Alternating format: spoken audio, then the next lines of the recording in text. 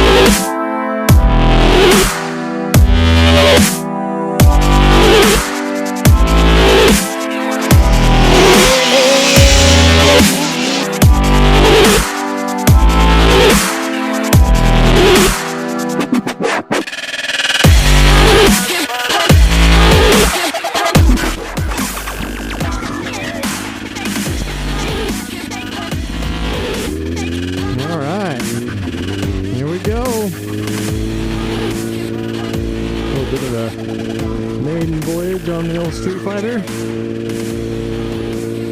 So, if you're brand new to the channel and don't know anything about it, let me give you some of the basics on this bike. It's a 2005 Kawasaki ZX-10R that I really enjoy the bike. I was having a lot of fun with it. I had the track last September, and I laid it down.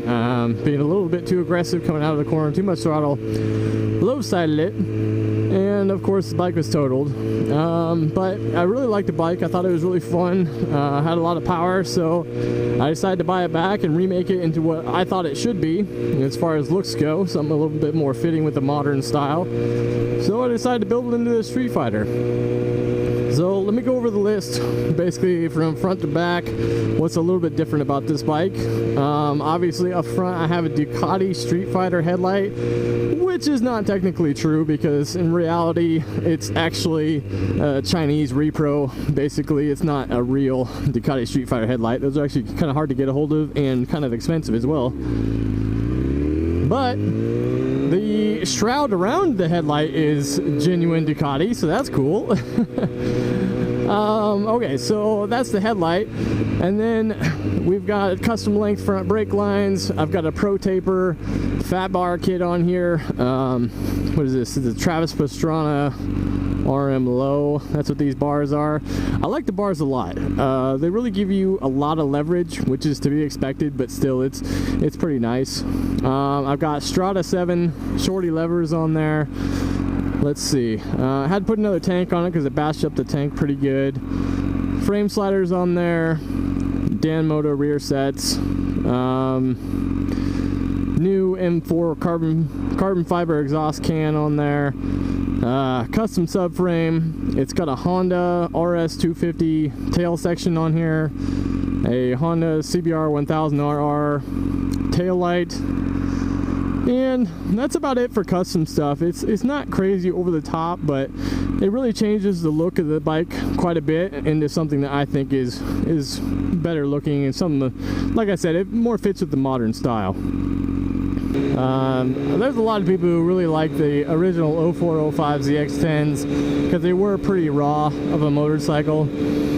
That's why I liked them. I actually liked the way they looked originally as well. I had no problem with mine, but after I wrecked it, it just kind of seemed kind of a waste of time to put it back to stock because of what I do. I change everything, so it just made more sense to me to switch it up because I can't leave anything alone.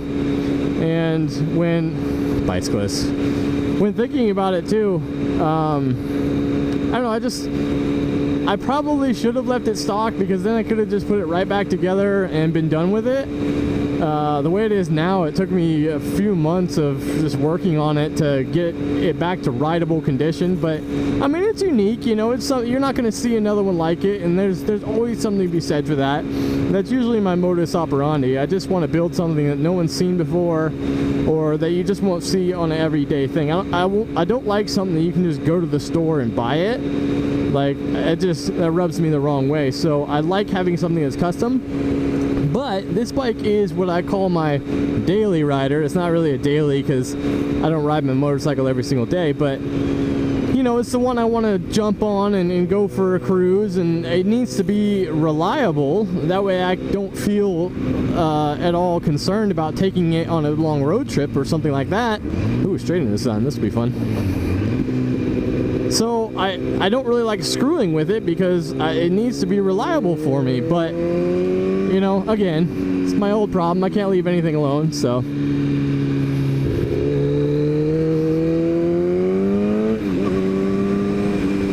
I love this little section of road right here. So much fun. I used to bring my little KZ 440 down it, have a ball, slide the rear tire everywhere. It was great. The only problem is this last corner usually has quite a bit of gravel around it. I don't like that. Take it easy there. Yeah, you can see it. Let's go.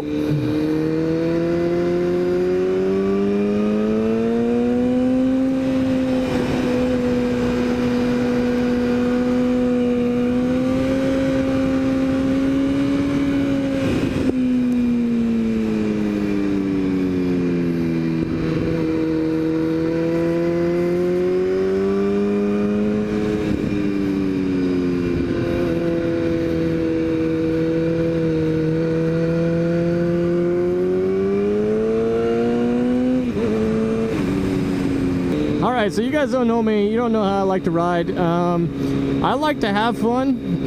Corners especially are absolute ball, of course. And I am a huge fan of wheelies. I just am. I love being on the back tire. That doesn't mean I'm good at them. I just like them. But I do not like to do them in full view of the public. I'm not trying to show off to anybody. I just love the way they feel. So in the right situation, the right scenario, absolutely, I'm going to loft the front wheel and have some fun. But I'm not like those other guys you see out there on the freeway, pulling it up, freeway speeds, and just, that's not me. That's not my style. I'm strictly on a motorcycle to have fun. I'm not here to prove anything to anyone or to myself, nothing. I just ride motorcycles to have fun with them. They're just great. And when you're riding a bike that has as much power as this one, that can lift the front wheel as easy as this one can, why not take advantage of that? It's just fantastic. So I'd also like to point out too that even though the bike is technically done, it's not, you know, it certainly isn't like a 10 out of 10 motorcycle. It's got a lot of little issues with it. Just little niggling things that I probably won't take care of just because I feel like riding the thing. I'm not building a show bike here. It has its flaws that the camera doesn't show very clearly, but it's fine. I mean, you know what? I'll be honest. It bugs me personally that a couple of things happen, like with the paint and the finish. There's a couple of spots that really didn't turn out as well as I had hoped they would. But you know what? I've got to let that go. This is not one of my primary projects. Again, this is just my daily rider. I need this thing functional so that I can just go out and ride it. Let's go this way.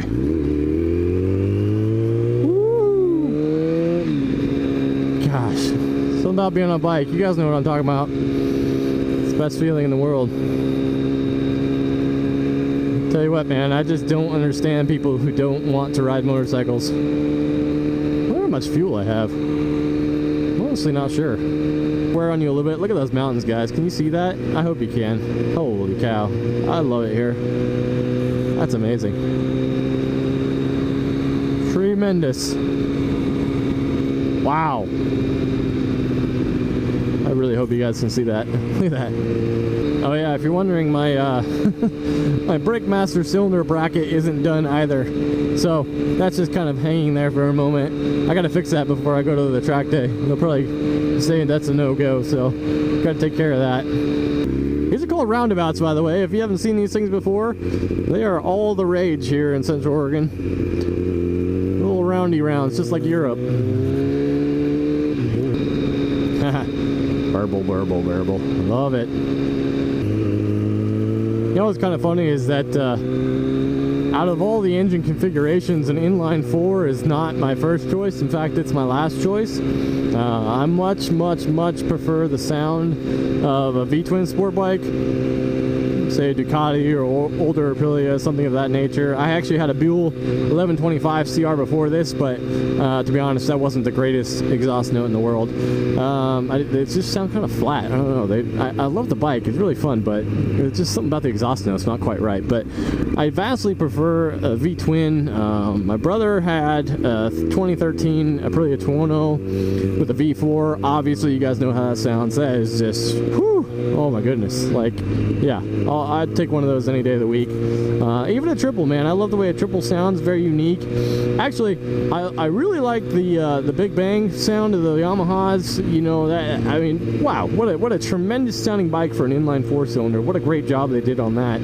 But, you know, this bike here is just traditional inline 4, normal firing order. I mean, it's, you know, yeah. I mean, it's fine. It's okay. I don't know. I don't love it, but what can you do, though? What can you do? It is what it is. The rest of the bike is enough to kind of make up for the exhaust note, so I just got to kind of live with it. I will say, though, that I love leader bikes. My first bike that I had was a 1988, I think it was, Honda Hurricane, CBR 600 Hurricane. It's the F1, the original CBR 600. And man, what a great bike to learn on. You know, I mean, it was kind of heavy, slow steering, but that made it really predictable, right? It was super easy to understand what it was going to do next, and it felt really fast, which, as anyone knows who, like, if it's your first bike, they all feel fast. You're like, oh man, this thing's crazy fast, when the reality was it had like 89 horsepower or something like that. But still, you know, it revved out to like 11,000 RPM, and you just felt like a rocket flying along in this thing. So love that bike. It was a great bike to learn on. And then in 2004, I bought brand new ZX6R, and man, to this day, oh, I love that motorcycle. That's still one of my all-time favorites. You guys probably know its reputation. It's a fantastic bike. They're getting old now, and most of the ones you see out there have been pretty beat up, but overall, it's still a great motorcycle, man. Having that thing brand new. And I'll tell you this, one of the reasons that actually influenced me in buying this bike is that my ZX6R, which was the same era, 2004, in the entire like 2.5-3 years that I owned that motorcycle, not one thing ever went wrong with it. It was the most reliable bike I have ever had, easily. The battery never even went dead on that thing. I mean, yeah, it was a brand new bike, so you kind of expect stuff like that. But, you know, I'm not super hard on stuff, but I'm not super easy on them either, and nothing ever went wrong with that bike. They just had it dialed, so that really gave me a lot of confidence when it came to this bike. Excuse me, sir. So after I had my ZX6R, I sold that. Actually, technically, I traded it to my brother for a quad that he had, which is a terrible decision. Should never have gotten rid of my motorcycle.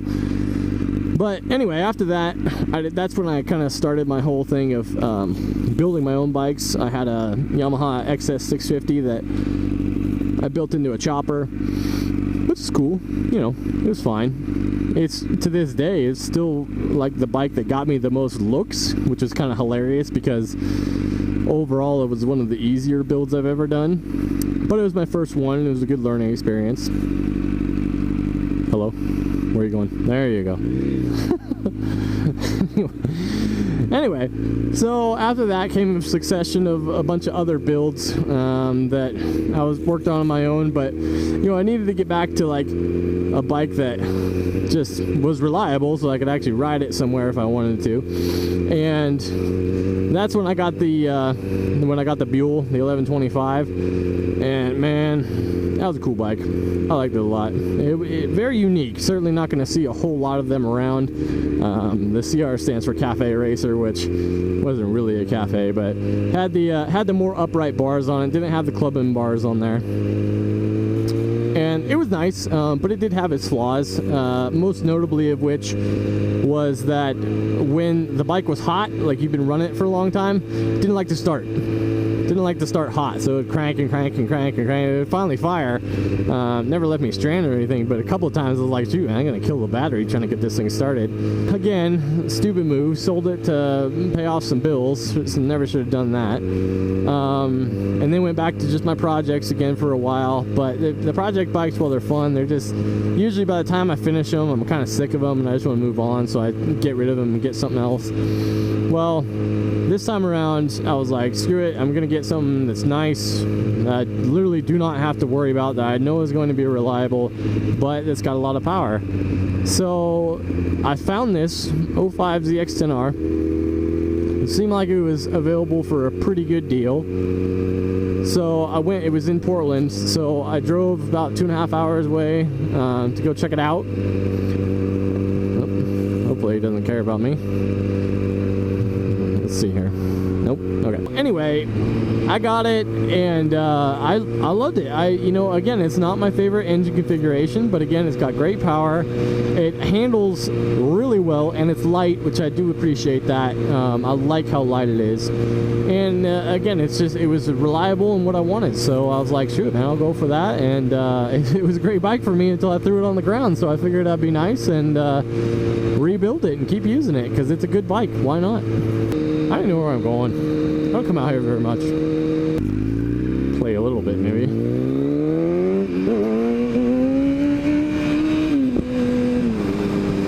Woohoo! You guys are a bad influence on me. You're gonna make me do more wheelies. And don't say anything about my throttle control. I know it's terrible. It's a Mexican restaurant right there that my wife really loves. La Rosa.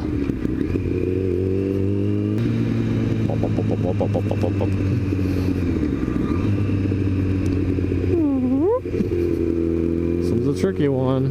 Oh, around, back the other way. Ooh, there we go.